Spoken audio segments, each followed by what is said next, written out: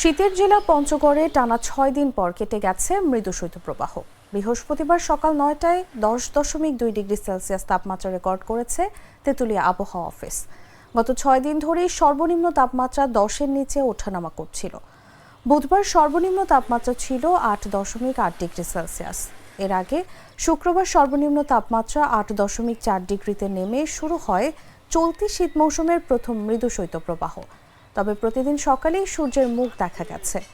বৃহস্পতিবার সকালেও ঝলমলে রোদ ছড়িয়ে পড়ে চারদিক। বুধবার দিনের তাপমাত্রা রেকর্ড করা হয় 27.3 ডিগ্রি।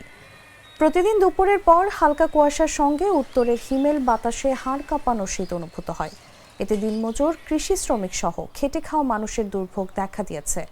দুর্ভোগ বেড়েছে রিকশা, ভ্যান চালক সহ নিম্ন আয়ের মানুষের।